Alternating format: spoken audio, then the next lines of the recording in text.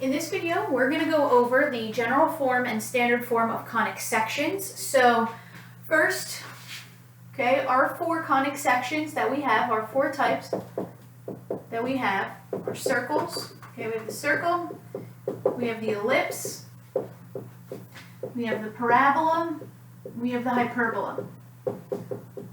Okay. All four are derived from the same solid shape, okay? So the general form that all conic sections have is ax squared plus by squared plus cx plus dy plus e equals 0, where a, b, c, d, and e are real numbers. Now, I left out a term that could also be there, okay? I did not have an interaction term of x, y, because we will not be working with that term. That's what's actually going to rotate these equations on the coordinate plane, but we're not going to do any of those types of rotations, but this could actually be a term that fits in here. So there's really 6 terms, but only including 5 because we're not going to be graphing or working with any types of those rotations. Okay, so this is going to be the general form that we're using right here. Okay, so all 4 of these, this is their general form. Now, there are little changes in these terms that separate the circle from the ellipse, from the parabola, from the hyperbola.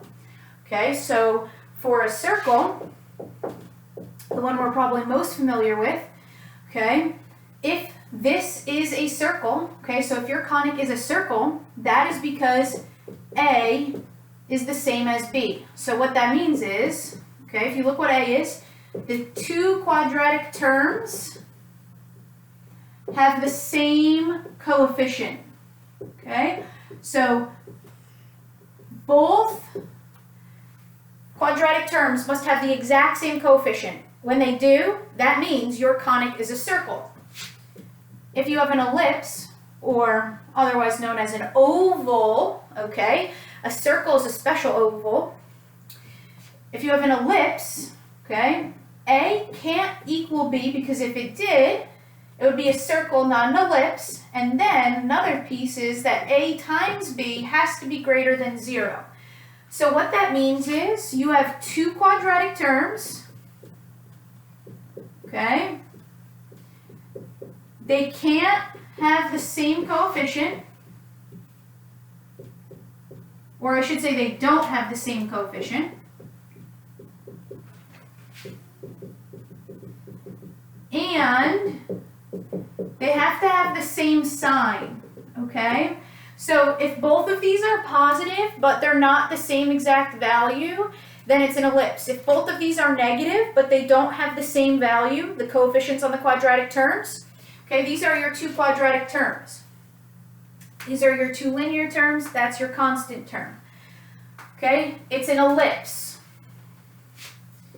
You have a parabola if A is 0 and B is not 0, or A is not 0 and B is 0. So what does this mean? Okay, you've seen a parabola before because a quadratic is one type of parabola. And in a parabola, you know that you only have 1 quadratic term. So if you have just 1 quadratic term, okay, you have a parabola, which means one of these terms won't be there because technically the coefficient on one of the quadratic terms would be 0. And last, you could put it right below here, but I'm running out of room, so I'm just going to write it right here for your hyperbola. Okay? If you have a hyperbola, then what's true is that A times B is less than 0. So what this is saying is that both of them have to exist because we know it's going to be less than 0.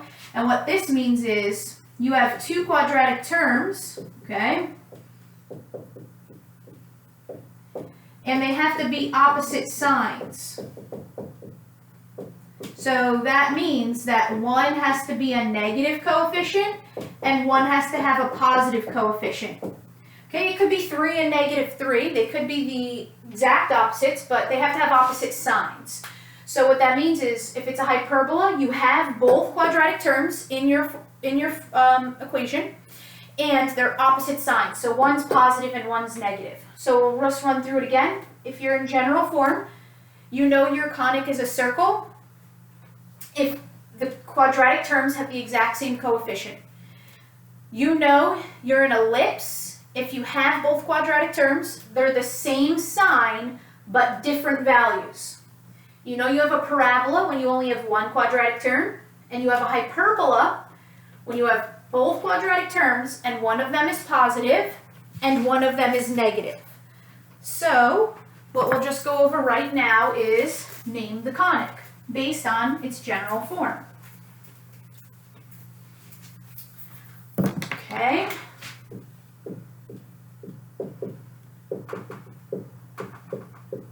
So number 1, we'll do 3x squared plus 4y minus 3x equals 2y squared minus 17. So notice, we're not in general form of a conic. We want it set equal to 0. We want to see our quadratic terms, our linear terms, our constant terms. So this would be 3x squared minus 2y squared plus 4y minus 3x plus 17 equals 0. It doesn't matter if you put the x before the y before the x. But what you really need to focus on here is you need to make sure that you are set equal to 0 before you begin looking at your quadratic terms here. Okay? So notice, one of them is 3, the coefficient on the quadratic term. The other is -2. So you have both of them, so you know this isn't a parabola. Now, are they the same? No. That means that this is not a circle, and one's positive and one's negative. That means that this is a hyperbola. So this will be a hyperbola. Now, you can't sketch it based on the general form, so that's why we're going to get into standard form. Okay, that's going to be the form that allows us to graph it. But first we'll practice this. So -2x squared minus 2y squared plus 17x minus 13y minus 4 equals 0. So notice it's already set equal to 0. Okay, we have two quadratic terms, and they're the exact same coefficient. That means that this is a circle. Okay, number 3, we have 2y squared plus x squared minus 5y plus x equals x squared. Okay, so take away x squared from both sides because we need to be set equal to 0. And that leaves us with 2y squared minus 5y plus x equals 0. Okay, we're going to check, look at our quadratic terms. Now that we're in general form because we're set equal to 0, we only have one quadratic term. So that means that this is a parabola.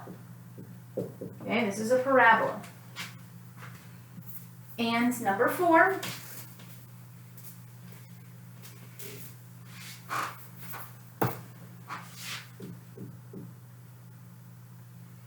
we'll do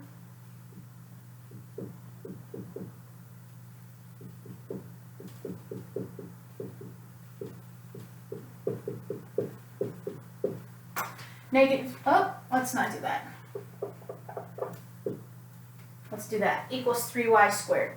Okay? So we're not in standard form yet, so we need to, we're not in general form yet, so we don't make any announcements yet about what conic it is, not until it's set equal to 0. So this will be -17x squared minus 3y squared plus 3x plus 5y minus 4. So now that we're set equal to 0, we look and see how many quadratic terms do we have. We have 2. That means this isn't a parabola. Are they the exact same coefficient? No. That means this isn't a circle. So now, are they the same sign or opposite signs? They are the same sign. So that means that this is an ellipse. Okay? And so that's how you determine, based on the general form, what type of conic it is. So now, what we're going to get into is writing the standard form of each. The standard form is what we're going to use, okay? We're going to call it standard form. That's going to be our equation that allows us to graph each conic. Okay, so for us, what does standard form of a conic mean? Okay, it's the equation that allows us to graph. So when you see it in the general form, okay, those four equations I just gave you, if I said, okay, graph these, you wouldn't know where to start, okay? Seeing it in general form doesn't allow you to pick out information, okay? The equation in standard form allows you to pick out information. So what I'm going to go and do right now, before we study each conic, is I'm just going to write down the standard form of each conic. So the first that we'll go over is the standard form of the circle. So once you've established that it's a circle, okay, the standard form of a circle looks like this. So notice, okay, you have two squares of binomials. And if you think about it, when you have a circle, you have two quadratic terms. So essentially, you must be completing the square 2 times. Now, what we have here, okay, h comma k, you've probably seen this in geometry, that's the center, and r is the radius of the circle. So if I just draw an image, okay, of a circle, what's true is that, okay, that's the center, and then r, no matter where I am, okay, r is the distance from the center to any point on the circumference of the circle, okay? But this is the form we are trying to get, okay? Writing it as 2 squares of binomial set equal to the radius squared. Number 2, the ellipse, okay? Now, a circle is basically the special case of the ellipse, okay? But we separate them because technically a circle is not an ellipse. So for an ellipse, okay, there are 2 equations that we could have. And they actually look extremely similar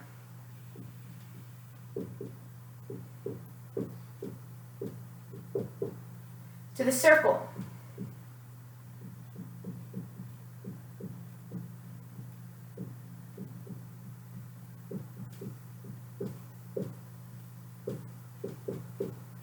Now, for an ellipse, something you should remember about the standard form is that A is always greater than B. So this is almost the exact same equation as a circle, except the difference is, see how in the circle it's set equal to r squared? In the ellipse, we're not going to be set equal to r squared. And the reason that we're not set equal to r squared is because what's so special about a circle is that this length is the same as this length. That's what makes it a circle, okay? But an oval, think about it, an oval, that's not true, okay? So HK is still the center of the ellipse here, okay? Now, R, if you think about it, R is the radius. So if I said 2R, that would be the diameter, which would technically be the length of this axis here, and the length of this axis. So what A is, 2A is called the length of the major axis, and 2B is the length of the minor axis. Now major, minor, if you look at this, okay, if A is always greater than B, okay, then what's the only difference is here is that you just call A whichever is bigger than the other, okay? So for this equation, okay, if we have an ellipse that's longer horizontally, okay, that's the center, that's A, and that's B, okay?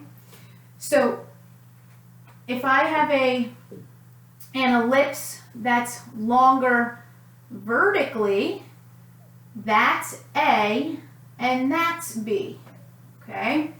And horizontal, okay, if I put an A here, this is going to be the graph, the equation, okay? If I put a B here, this goes with B, because A is always greater than B. So when the larger number is under X, your horizontal axis is the longer axis. When the larger number is under y, your vertical axis is the longer one because the y-axis goes vertical and the x-axis goes horizontal. Okay, so that's the ellipse. We're going to get into this. Just knowing what the standard form is important. Okay, for right now, the parabola. You know the parabola as vertex form. That's what you probably feel most comfortable with. Okay, but we're just going to call it the standard form for the parabola. So that's going to look in two ways. Okay, it's either going to be y equals a times x minus h squared plus k, or x equals a times y minus k squared plus h. Now, h comma k is the vertex. A parabola can be in four directions for the conics we're studying. Your parabola could look like this, or it could look like this, or it could look like this, or it could look like this. Okay? A and B are the ones that we're used to. Okay? That's when the quadratic term is the x term. Okay? These two parabolas, okay, are not quadratic functions. These are not functions. Look at them. They do not even pass the vertical line test. Okay, but they are considered parabolic. That is when you have the y term is the quadratic term, and your x term is not a quadratic term. That's when you have a u to the side, either going to the left or going to the right. Okay? So notice when it looks like this, x is the quadratic term. When it's going like this, y is the quadratic term. Okay, and last we're going to do the last, here we go, number 4.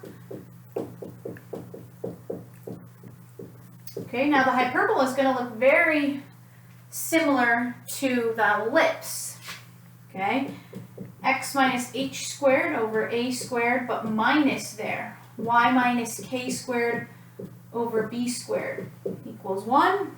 Or x, sorry, not x there, y minus k squared over a squared minus x minus h squared over b squared equals 1.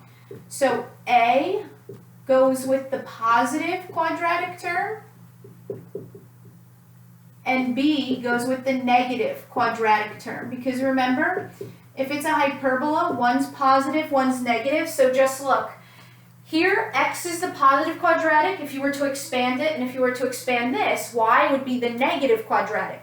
So notice that's why a is just over the positive. Okay, so in here, y is positive and x is negative. That's why you always write the positive one and then the negative one. Okay, so hk is still the vertex, okay, and 2a is still the length of the major axis, which when you're talking about a hyperbola, it means the positive, okay, and 2b is the length of the minor, and the minor this time belongs to whichever was the negative quadratic term, okay?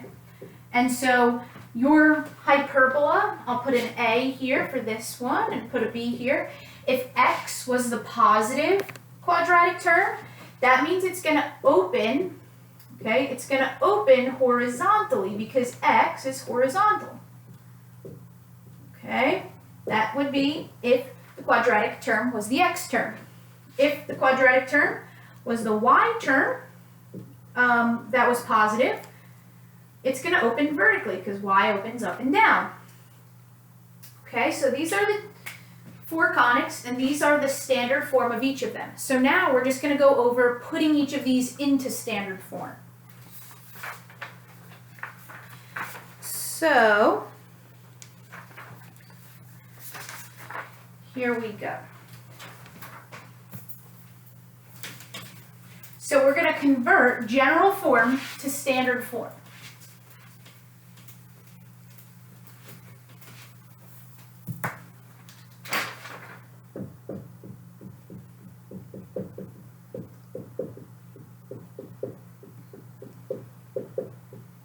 Okay, so number one, we have 8x plus x squared minus 2y equals 64 minus y squared.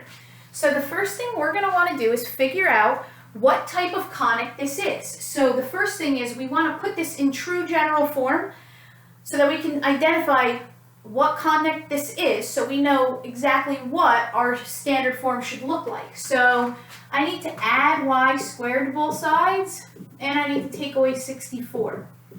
Okay, so I'm just going to clean this up a little bit. That's going to be x squared plus y squared plus 8x minus 2y minus 64 equals 0. So now we have two quadratic terms, and they're the exact same coefficient. That means that this is a circle. So now what we do, okay, is we need to write this as a square of two binomials. So what we're actually doing here is completing the square twice. Okay, remember, we practiced this with quadratics. How did you get something to look like this? Okay, you did completing the square. So what you do is you gather your x terms. So x squared plus 8x, and we're going to have to add in some value to make this a perfect square trinomial. Then plus y squared minus 2y, and we're going to have to add in some value there, equals, bring that to the other side. Okay, so we'll be adding in some value here and here. But remember, you can't complete the square until the coefficient on your quadratic terms is 1. So since the coefficient is 1, okay, on this quadratic term, we're ready to complete the square right here. So we take half of this and square it, that's 16. So we have to add 16 to both sides. Now check your y quadratic term, y squared, okay, that's a coefficient of 1, so that means I do not need to divide by anything, okay? So that means I'm ready to complete the square here. Half of that is negative 1, squared is 1. So I'm completing the square twice.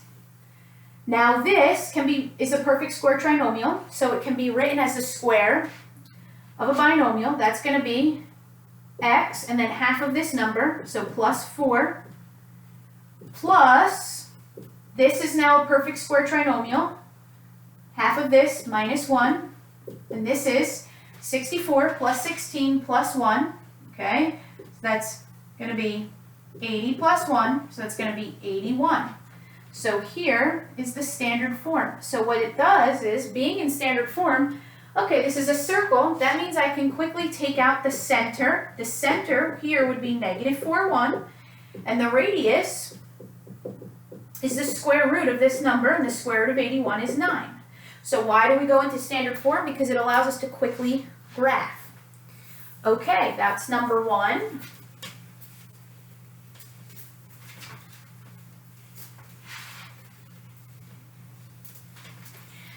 Number 2 will be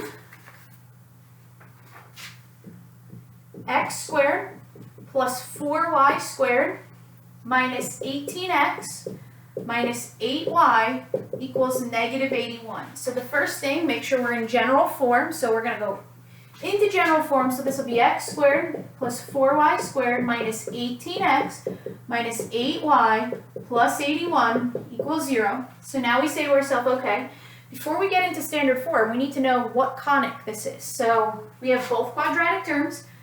They're both the same sign, okay? However, they're not the same coefficient. That means that this is an ellipse. Okay, now remember, in an ellipse, okay, we see that square of the binomial. Okay, this is just basically what it looks like. There's a number here, there's a number here, okay?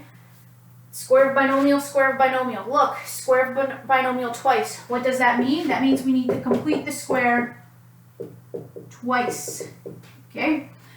So, we gather our x's. X squared minus 18x, we're going to have to add in a number. plus, gather our y's. 4 squared, minus 8y. We're going to have to add in a number. Don't want this on the left-hand side. And whatever we add into the left, we need to make sure we add into the right. So remember, when we complete the square, we're not allowed to complete the square until the coefficient on the quadratic term is 1. So look, the quadratic term has a coefficient of 1. That means that we're good to start completing the square with these terms, okay, with this expression. So I take half of this, I square it. Half of that is negative 9, square it, that's 81. Okay, so that means I can write this, okay, this is just going to be x minus 9 squared, right? This number is half of that. Now, I can't, right here, I cannot start completing the square because my coefficient is not 1. Now, we cannot divide here, okay? We don't want to divide. All we want to do is, in order to get the coefficient on y to be 1, y squared to be 1, let's just factor out the coefficient on y squared, which is positive 4, okay? So now, we're going to have 3 new terms in here. If I factor out a 4 from 4y squared, that's going to be y squared. If I factor a 4 from negative 8y, that's going to be negative 2y. So now, I'm actually going to complete the square inside here because now I have a coefficient of 1 on my quadratic y term. So I take half of this and I square it. Half of this squared is positive 1. But I didn't really insert positive 1 into the left-hand side. I inserted 4 times positive 1. I inserted positive 4 into the left-hand side. So I have to make sure I put in positive 4 on the right-hand side. And so this would become plus 4 times, and now this is the square of the binomial. This is the perfect square trinomial. So that can be written as a square of the binomial. That equals 4.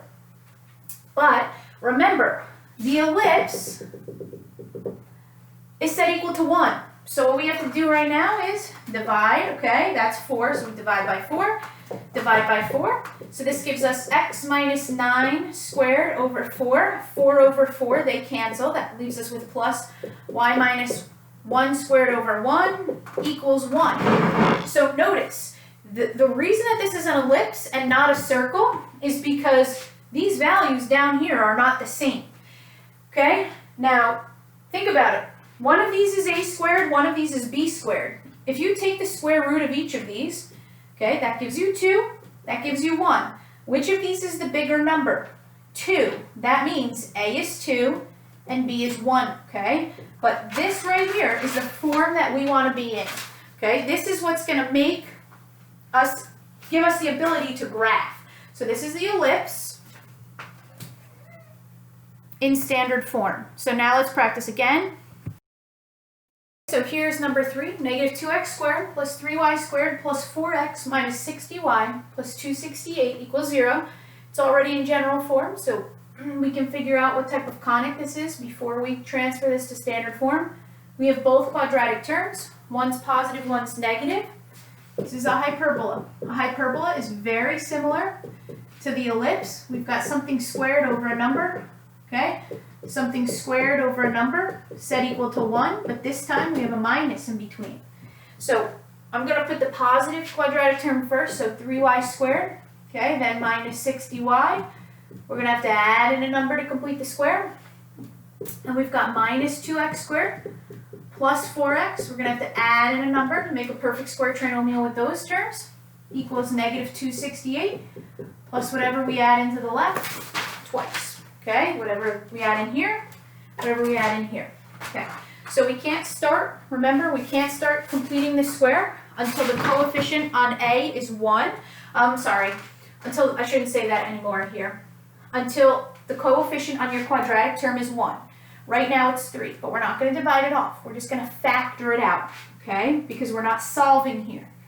Okay, we're just trying to rewrite the function. I shouldn't say function, I apologize.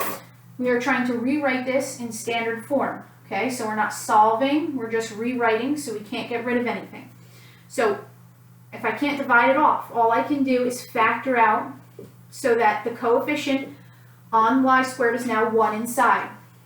So now, if I just factored 3 from y squared, okay, it's like I divided it out, negative 60y would become negative 20y. So now, I can complete the square inside this set of parentheses, okay? So half of this is negative 10, square it, that's 100. Okay, so I didn't really add 100 in, I added 3 times 100. So to make this a perfect square trinomial, I had to add in 300.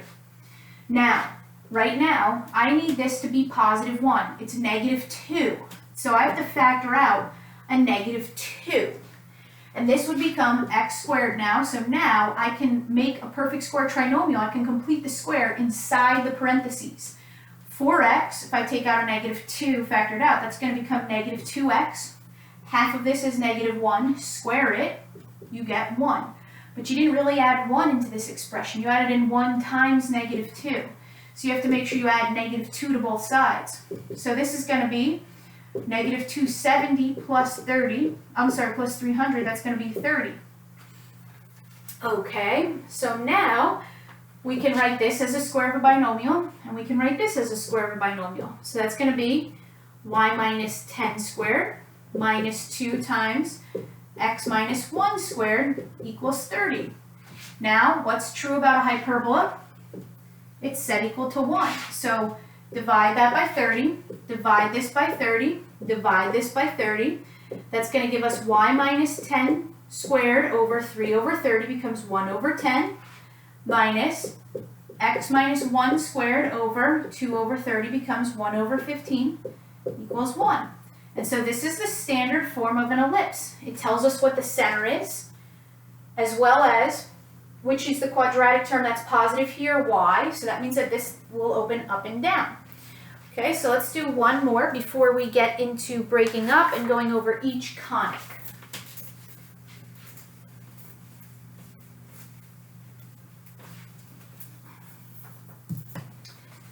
The last one, number 4, y minus x squared equals negative x plus 13.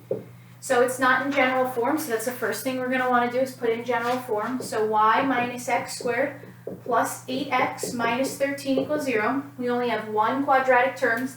That means that this is a parabola. So what's the quadratic term that's not, okay, which is the term that's not a quadratic term? Is it x or y? So we see x squared. So what that means is we want to isolate y. Okay, we want to get y by itself. So y equals x squared minus 8x plus 13. Now the reason we want to isolate y is because when you have a parabola, okay, you need to write one of these as a square of a binomial.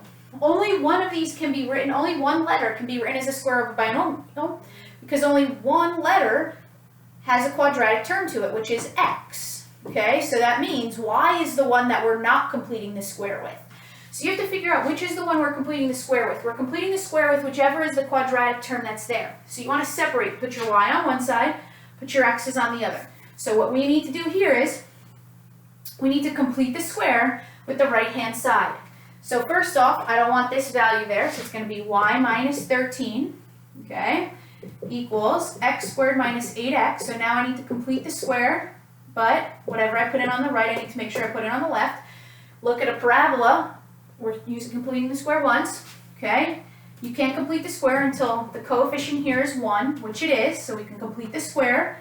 Half of this number is negative 4, square it, 16. So we added 16 to both sides, so this becomes y plus 3 equals. Now this is a perfect square trinomial, so we write as a square of a binomial. We get x minus 4 squared, so this is going to be y equals x minus 4 squared minus 3, because we just have to take away 3 from both sides. Okay, we could see this is a quadratic. This is our parabola, which allows us, also known as vertex form, right? We're used to this as vertex form. Allows us to quickly plot what the vertex is and know what its orientation will be, but we'll study that further when we look at parabolas. Okay, so that's it for general form and converting to standard form, which is the form that allows us to graph these conics.